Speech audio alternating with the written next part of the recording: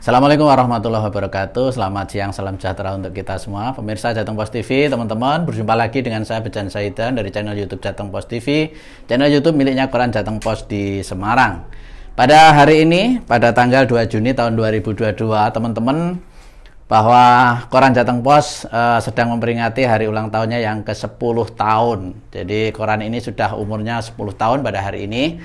Dan pada kesempatan HUT ini, channel YouTube Jateng Post TV miliknya Koran Jateng Post sengaja untuk mengangkat tema tentang bagaimana sih kondisi perusahaan koran, bagaimana bekerjanya sebuah koran itu, apa isinya ruang redaksi dan macam-macam. Kita akan angkat satu persatu.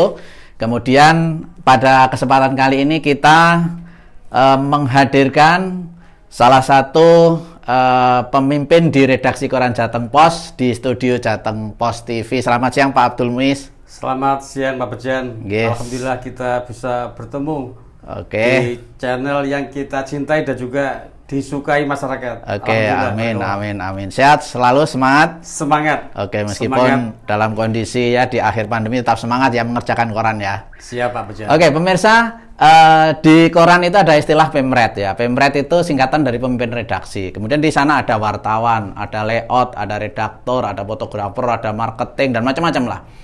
Kita akan bedah satu persatu, kita akan wawancara satu persatu siapa personnya di situ, tugasnya apa. Lah kali ini kita ingin ngobrol membedah tentang dunia pemimpin redaksi. Nah, kita hadirkan Pak Abdul Muiz ini. Beliau adalah sebagai pemimpin redaksi Koran Jateng Post ya Pak Muiz ya. Oke Pak Muiz, orang mungkin banyak yang belum tahu ya. Pemret ini sebagai pemimpin redaksi ini tugasnya apa Pak Muiz? Kita bertugas sebagai pemimpin redaksi, tentunya ada banyak hal yang kita kelola karena kita ini produk pers ya. Jadi pers ini adalah bagian dari kinerja profesional, profesi. Ya. Jateng Post ini adalah rumah besar kita. Di situ ada banyak sekali, ada piranti, ada manajemen, ada juga hal yang perlu kita kerjakan secara profesional. Jadi teman-teman wartawan pun juga di sini adalah bagian dari komitmen kita untuk memanajerial. Jadi pemimpin redaksi tidak cuma sekedar memimpin, tapi di sini ada produk yang kita distribusikan untuk masyarakat luas. Dan tentunya ini tidak sekedar kita menulis ataupun kita sekedar meliput. Ada aturan-aturan yang harus kita jalankan. Dan di sini saya sebagai pemimpin redaksi Jateng Post juga memanajerial dari fungsi-fungsi yang ada di dalamnya. Di antaranya adalah saya membawai redaktur. Redaktur ini adalah bagian yang mengelola atau memberikan tugas atau yang memaintenance para wartawan kita yang di lapangan.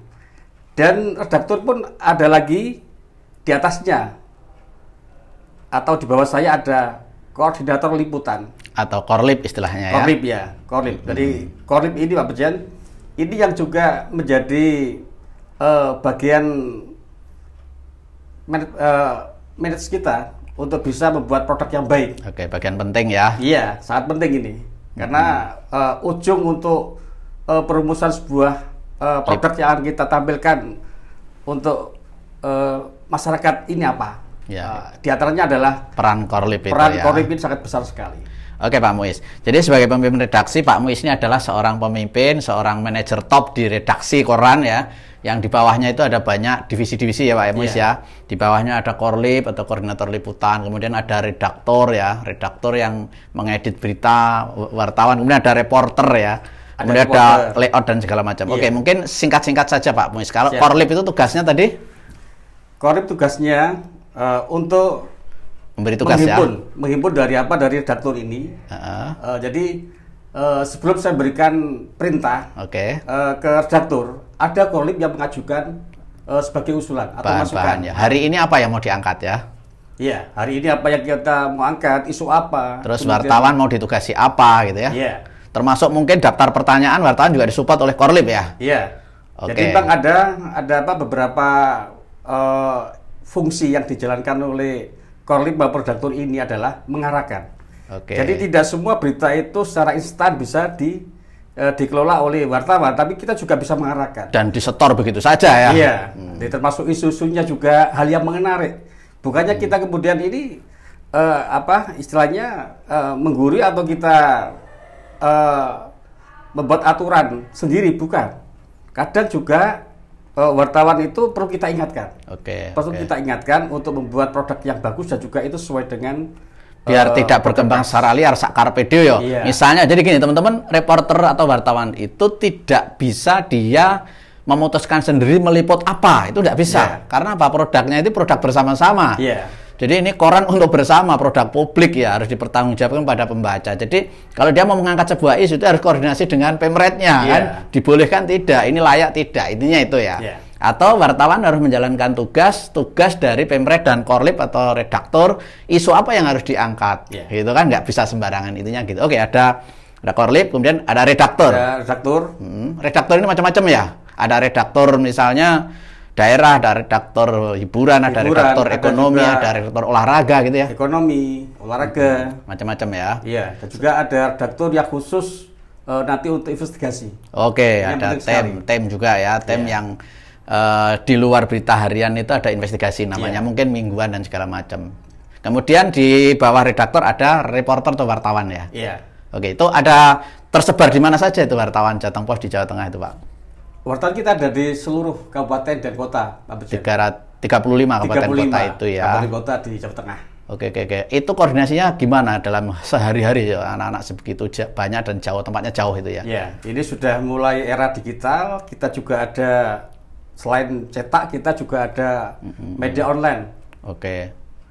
Jatengpos.go.id ya. Jadi dia juga harus menjalankan tugas itu juga ya. Jadi kita semua harus kita menjalankan atau mekanismenya kita bikin cepat, pragmatis. Jadi betul-betul apa yang sudah menjadi bagian dari isu dari masyarakat ataupun ada berita apa yang sudah tersebar di masyarakat, kita membutuhkan kerja cepat. Jadi ada grup WA, kemudian juga kita juga ada grup redaktur juga ada, email. Untuk online saat ini kita lebih banyak menggunakan WA ya, grup WA ya, karena setiap saat semua wartawan pun kita mintakan untuk selalu menginformasikan. Dan saling mengingatkan kejadian daerah. Nah, ini adalah fungsi dari mediasi kita antar wartawan juga. Begitupun dengan redaktur. Kita sama-sama berkomunikasi, sama-sama untuk bagaimana bisa mewujudkan informasi yang menarik, yang aktual, dan juga informasi yang dibutuhkan oleh masyarakat. Jadi Pemret itu tugasnya memang banyak. Di antaranya adalah bagaimana mengelola wartawan, mengelola berita ya. Tetapi juga dalam konteks tanggung jawab internal di redaksi juga Pemret juga harus misalnya mengingatkan, memberi sanksi juga terhadap tim yang mungkin melakukan kesalahan ya. Pembinaan juga ya. Masih ada nggak wartawan yang misalnya masih agak susah menjalankan tugas atau bahkan mungkin menyimpang gitu? Inilah kita menghadapi era digital ini juga butuh juga proses. Teman-teman dulu ini yang kerjanya itu kerja yang mengikuti media cetak, udah beda lagi sekarang. Beda lagi stylenya, caranya. Stylenya sudah beda lagi, karena harus ada kecepatan, ada berita yang betul-betul bisa dibuat dengan cepat. Ini yang kemudian teman-teman juga seringkali kita ingatkan, bahwasanya media kita bukan lagi sekedar kita punya media cetak, tapi kita juga punya online, dan juga kita juga punya medsos juga. Yang di sini ada peran untuk kita membuat rumah besar kita ini, Jateng Pos ini bisa betul-betul dibutuhkan masyarakat masyarakat dan juga bisa berikan kontribusi besar kepada masyarakat, utamanya di informasi. Oke Pak Muiz, itu tadi ke internal ya, Pemret tanggung jawab internal. Tapi ada juga Pemret menjalankan fungsi eksternal ya, misalnya kan keluar Pemret ini kan misalnya bisa mewakili perusahaan, bisa mewakili redaksi, misalnya diundang klien untuk mengisi ini, mengisi itu, atau mungkin untuk sebuah undangan-undangan gitu juga ya? Jadi ini kita juga ada mediasi eksternal juga ke klien kita, juga ke biasanya ada apa dari instansi pemerintah. Oke. Juga ada dari apa dari teman-teman klien yang selama ini sudah ada kerjasama dengan kita, ada kemitraan, termasuk ke Kapolda, ke seringkali kita ikutin. Karena apa? Disinilah ada apa sinergitas yang harus kita bentuk, ada chemistry yang kita bentuk karena informasi masyarakat kecepatannya diantaranya adalah di sumber berita, ya ini harus kita betul-betul pelihara. Oke, jadi Pemret tanggung jawab keluar juga kan istilahnya. Jadi keluar itu yang mewakili adalah Pemret.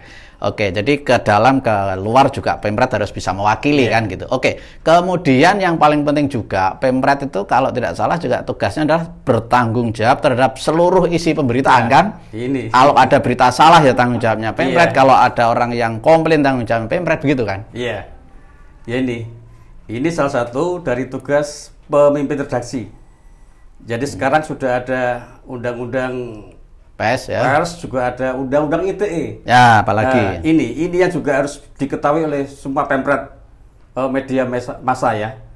Utamanya produk-produk pers. Jadi ya, termasuk para wartawan itu. Iya, para wartawan.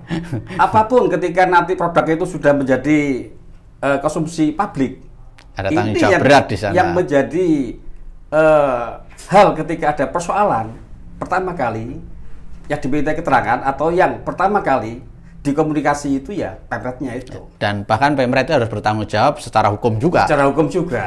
Jadi tidak ringan tanggung jawab Pemret ya karena memimpin kemudian menginformasikan berita yang terbaik tapi juga harus bertanggung jawab secara di depan hukum pun kalau memang misalnya sebuah berita itu sampai ke proses hukum tanggung jawab juga Pemretnya gitu kan. Karena pucuk pimpinannya adalah seorang Pemret ya. Karena itu kita sebelum membuat produk kita ada proses Pak. Betul. Ya diantaranya kita ada koreksi, kemudian kita ada komunikasikan ketika berita itu ternyata masih sumir. Check and recheck.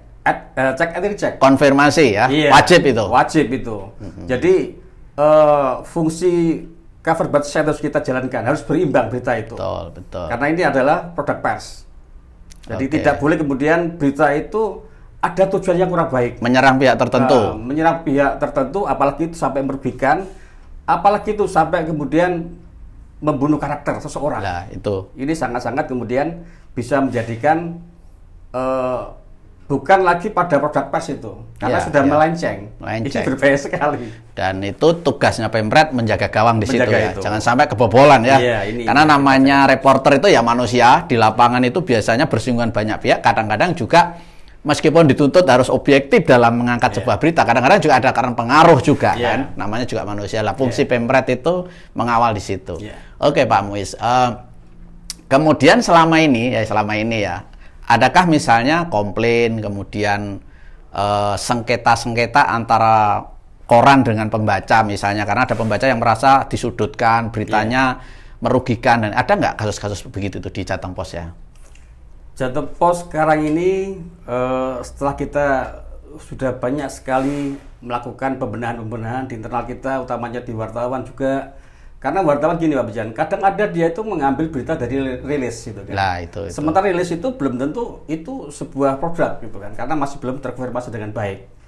Ya masih ada. Masih ada ya. Tapi semua kita tangani karena kita sudah ada payung hukum Undang-Undang Pers ya. Jadi Undang-Undang Pers nomor 40 tahun 1999. Ya. Itu sudah ada MOU antara Dewan Pers dengan Kapolri waktu itu Pak Tito Karnavian. Itu berlaku sampai sekarang itu? Sampai sekarang masih berlaku. Nah ini yang kemudian kita selalu tekankan. Pertama yang kita komunikasikan adalah ke wartawan. Seringkali dari sumber yang merasa dirugikan ketika telepon saya itu minta langsung ke wartawan saya nggak bisa. Nggak bisa. Jadi semua saya akan tanggung karena sudah menjadi produk dari kita, maka apapun akan saya tanggung dan juga apapun itu akan saya berikan solusi sesuai dengan undang-undang yang berlaku. Kalau misalnya ada orang yang merasa dirugikan sebuah berita itu, kalau dia komplain caranya gimana dan akan diberi apa oleh media itu? Sesuai dengan Undang Pers, itu ada hak jawab dan koreksi ya. Hak jawab dan koreksi. Saya misalnya dirugikan, saya komplain ke redaksi, datang atau telepon ya. Bahwa berita itu misalnya tidak A, saya dibilang A misalnya. Nah, itu gimana? Misalnya kita berikan jawab dari dia, dari sumber ini yang merasa yang benar seperti apakah gitu ya? Iya. Ya, intinya kita pada awalnya kita minta maaf. Apapun itu kan, kita minta maaf. Tidak perlu malu ya media minta maaf ya. Tidak perlu kalau untuk hal kalau memang kita salah ya. Hal kebaikan dan juga itu kebaikan untuk masyarakat. Kita apa sih susahnya minta maaf itu kan? Justru itu malah lebih meningkatkan derajat kita untuk bisa lebih nanti itu bertabayun dan juga bisa memberikan solusi yang baik bagi sumber. Tapi itu jarang sekali Pak Bian. Jarang sekali sekarang. Seperti itu. Dulu ketika mungkin produknya masih banyak kriminal tuh. Masih banyak kriminal. Itu banyak orang komplain. Iya. Jadi tadi kalau ada komplain lalu redaksi Pak yang salah di mana gitu kan? Menurut Bapak gimana lah omongannya dia itu kita tulis lagi itu menjadi hak jawab dan koreksi. Beliaunya itu. Apapun yang ia ungkapkan harus apapun, ditulis apa adanya. Kalau itu misalkan hal yang kemudian dia merasa tersudut, silakan membuat alibi, membuat apa? Itu hak mereka. Hak mereka. Dan kita tidak boleh menolak kan? Kita wajib. Karena kalau redaksi menolak memberikan hak jawab itu malah mendapat sanksi dari Undang-Undang Pers pasal 5 ayat 2 itu kan. Itu bisa didenda 500 juta malahan. Jadi wajib itu. Wajib. Nah, selama ini teman-teman wartawan atau redaksi media itu seringkali pemahamannya keliru. Kalau ada orang komplain itu bagaimana berusaha mereka mengelak tidak mengaku salah gitu loh. Padahal kan yang namanya lembaga dikerjakan manusia ya tetap ada salahnya. Lebih baik komplain itu diterima karena itu adalah amanah Undang-Undang Pers, harus diberi hak jawab dan koreksi sampai dia puas kan, Pak ya. Sampai dia puas, hak jawabnya sudah cukup misalnya gitu kan. Dan itu kalau tidak salah hak jawab itu harus ditempatkan di tempat yang sama Pak Muiz ya. Di tempat yang sama. Jadi kalau kemarin misalnya diberitakan yang merugikan HL ya, itu kalau bisa hak jawabnya juga harus HL. HL juga. Tidak perlu malu juga koran kan? Tidak perlu malu. Kita istilahnya praduga tak bersalah itu sudahlah. Jangan kita gunakan lagi. Karena eranya sudah berbeda. Tetapi misalnya nih kan ada barangkali ya orang yang komplain sudah diberi hak jawab masih belum terima. Mereka sebetulnya secara Undang-Undang Pers masih diberi kesempatan untuk mengadu ke Dewan Pers kan? Jadi mengadukan koran itu, wah ngasih hak jawab ngawur, nggak sesuai dengan yang merugikan saya, ngadu ke Dewan Pers boleh kan? Boleh. Nanti kita diundang Dewan Pers, lalu diadili di situ. Kalau kita yang salah ya kita disuruh minta maaf juga kan sama yang bersangkutan gitu kan? Jadi kalau sesuai dengan MOU antara Dewan Pers dengan Pak Kapolri waktu itu, memang Kapolri menjamin, Polri menjamin media massa pers tidak bisa kemudian dibawa ke ranah pidana. Ranah hukum. Nah, ini yang perlu ditegaskan teman-teman bahwa dari dialog dengan Pemret Jateng Pos Pak Muiz ini kita jadi paham bahwa kalau ada konflik pemberitaan atau sengketa berita ya istilahnya itu sudah disepakati oleh Kapolri dan Dewan Pers waktu itu. Kalau ada itu penyelesaiannya adalah hak jawab koreksi. Lalu kalau tidak puas ke Dewan Pers mengadu di Jakarta. Lah nanti kita diundang sama yang komplain diadili. Kalau kita yang salah kita minta maaf. Kalau memang kita tidak salah ya kita tidak perlu minta maaf. Tetapi tidak boleh mengadu ke polisi. Nah ini yang perlu diinformasikan kan. Jadi gini, kebebasan pers itu memberikan ruang seluas-luasnya untuk pers. Tapi pers juga terikat. Karena itu kemudian ada Dewan Pers, kemudian ada PWI juga. Di antaranya adalah wartawan kita sudah terkompetisi untuk kemampuannya. Jadi secara teknik untuk bagaimana menyajikan berita itu yang betul-betul produk pers, ini harus dikuasai oleh wartawan kita. Itu sudah kita upayakan dan juga ketika terjadi penyimpangan, hal itu ternyata kita tidak bisa melaksanakan apa yang sudah kesalahan kita yang sudah kita lakukan dalam produk pers itu, tapi kita tidak bisa menjalankan untuk memperbaiki itu bisa Pak Bian. Jadi ini harus betul-betul dipahamkan oleh masyarakat juga karena sudah ada Undang-Undang ITE. Ini yang kemudian menjadikan kita lebih berhati-hati. Praduga tak bersalah tidak lagi kita bisa menggunakan. Tidak bisa. Jadi intinya kalau ada sengketa itu sedapat mungkin diselesaikan sesuai Undang-Undang Pers, tidak ke polisi ya itu. Meskipun mungkin memang secara hukum bisa, tetapi kan adanya undang-undang pers yang dianggap lex spesialis itu kan harus kita gunakan. Buat apa undang-undang itu tidak kita pakai? Nah, kebanyakan masyarakat masih tidak tahu itu, sehingga kalau merasa dirugikan itu langsung lapor polisi. Lalu aparat hukumnya di polisi juga kadang tidak tahu sehingga memproses. Harusnya polisi ketika ada orang lapor itu memahamkan, Pak, Bu, kalau ada sengketa media ini ke Dewan Pers bukan ke polisi. Polisi punya kewajiban menyampaikan itu gitu loh. Biasanya Pak Jan, kasus seperti itu dia di luar koridor pers. Ada upaya-upaya tujuan lain. Lah, biasanya begitu. Nah, itu beda lagi. Oke. Jadi kalau terkait dengan produk berita atau produk jurnalistik, itu penyelesaiannya juga dengan jurnalistik kan gitu. Dalam bahasa media itu kata-kata harus dibalas dengan kata-kata. Nggak boleh kata-kata dibalas dengan hukum gitu. Kalau begitu caranya nanti banyak wartawan masuk penjara, Pak Muiz, kan gitu ya. Dulu lagi. Meskipun memang wartawan tidak boleh semena-mena kan intinya itu. Oke, Pak Muiz, itu tadi soal apa namanya hak jawab koreksi ya. Kemudian di wartawan ini kan ada istilah PWI, ada istilah Dewan Pers, ada istilah undang-undang pers dan macam-macam. Itu kalau ke PWI misalnya nih, ke PWI ini tugasnya apa kepada wartawan tuh biasanya? Yang PWI ini adalah organisasi, Pak Jan. Oke, profesi ya? Iya, profesi. Kalau Dewan Pers ini sebagai lembaga, lembaga pembina dan juga pelindung. Oke. Untuk pers. Tapi di sini kalau kita cerita sedikit ya, usianya lebih tua PWI. PWI itu dibentuk tahun 1946. Ya. Sementara kalau Dewan Pers itu terbentuk 1968. Jadi lebih tua PWI. Lebih tua PWI. Tapi dalam organisasi saat ini sudah berkembang, kemudian sudah banyak juga organisasi yang lain. Jadi oleh Dewan Pers sendiri sudah membuat SE. Jadi ada berapa? 7 kalau salah ya. Surat edaran ya. Ada 7 yang itu sudah organisasi sudah masuk dalam perlindungan atau sudah masuk pengakuan dari Dewan Pers. Di antara PWI ada AJI, ada SPS. Jadi intinya wartawan itu dalam bekerja, karena dia adalah masuk dalam organisasi profesi, dia harus dibatasi oleh aturan profesi. Yang itu diatur oleh organisasi PWI. Jadi Persatuan Wartawan Indonesia itu adalah tempat bernaung para wartawan yang bekerja. Di situ mengatur tentang langkah-langkah dan sepak terjangnya wartawan lah intinya. Termasuk ada perlindungan juga di situ ya. Jadi wartawan tidak boleh semena-mena juga dalam menjalankan tugasnya. Itu diatur oleh PWI ya. Tetapi memang tidak semua wartawan sekarang masuk PWI ya. Tidak semuanya. Ada yang masuk di luar organisasi PWI namanya AJI ya. IJTKI juga. Oh ya, yang televisi dan radio. Jadi ada beberapa organisasi profesi.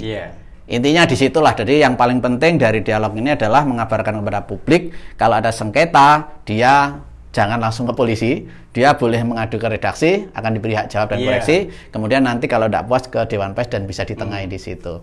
Oke, Pak Muiz, closing statement. Media pers sekarang ada kebebasan, namun itu bukan kemudian bisa berlaku semena-mena. Ada aturan, termasuk di bentuknya undang-undang pers. Itu pun karena untuk mengatur semuanya ini, kita kemudian bukan berarti dengan mudahnya bisa buat hak jawab gitu kan. Tapi tidak kemudian dengan semudah-mudahnya kita bisa buat produk pers yang itu bisa merugikan orang lain. Itu nggak bisa. Kemudian ini yang kemudian membuat kita semakin pede, Pak. Pede kita apa?